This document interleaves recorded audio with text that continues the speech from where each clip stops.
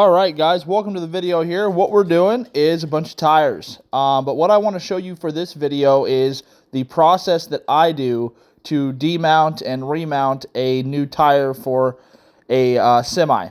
So right now I'm pulling the valve core out of the valve stem to deflate the tire. So once all the air leaves the tire, then we can get started. The first step is you have to deflate the tire, which I already did as you saw earlier.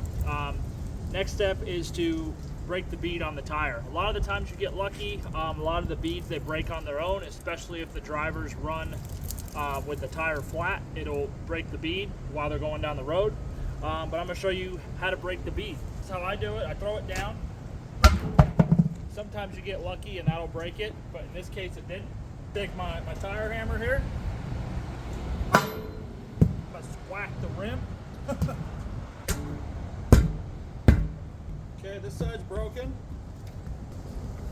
Flip the tire up. I'm going to see if the back side broke. Sometimes they break if you break one side. While I have it up, since this side of the bead is broken, I'm going to spray lube on it to save me a step of picking the tire back up to spray it. We just use garage door lubricant. It works really well.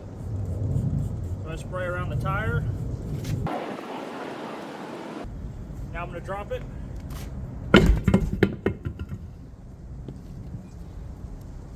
Take my tire hammer again.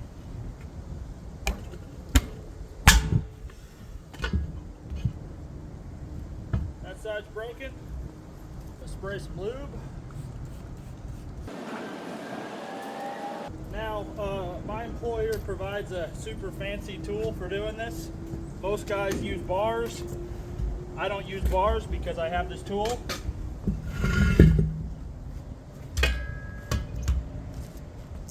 Pretty simple. Do it this way. Just lay it up against the rim, stomp it down, pick it up. I'll rotate the tire a little, come up. Okay, then you got to stick it back in. Throw it down, bring it back up. Nope, slipped out of the tire. Okay.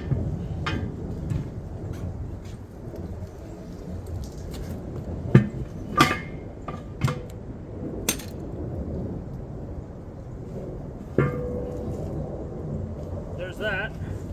Grab your new tire, lube it up.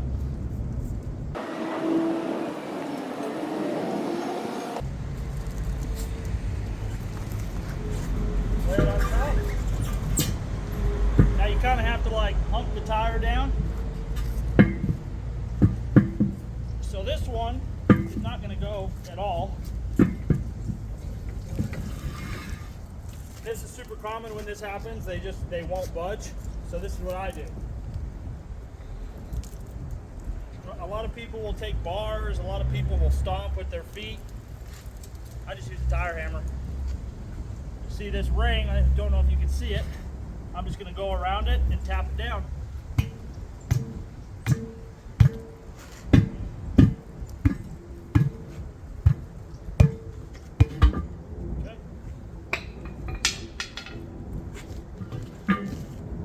Grab my tire bar, stand on the tire,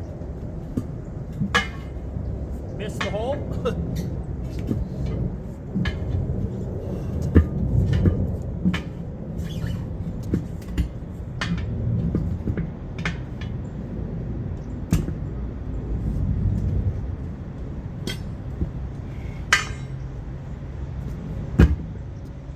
This cheetah here is literally your best friend when it comes to trailer tires, because you have to use it about 90% of the time to set the bead.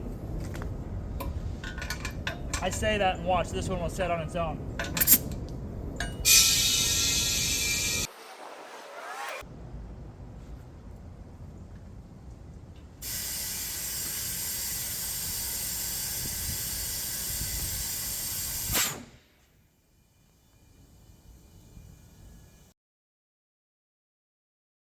Now I'm installing the valve core back into the valve stem, and guys, you can get an estimate of how much air is in the tire by how much force blows out when you pull the chuck off.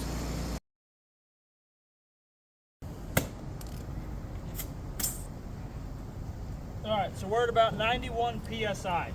The reason why I shut the air compressor off, and I shut it off a little late, I like to get to about 80 psi and then shut the air compressor off. The reason is because, especially with trailer tires, they're the most dangerous tires to work with, and they're most likely to have a failure and blow out while they're being inflated, hence why the tire cage. These tires are really bad tires, I guess is the way to put it, and they're most likely to blow out of any of the other tires.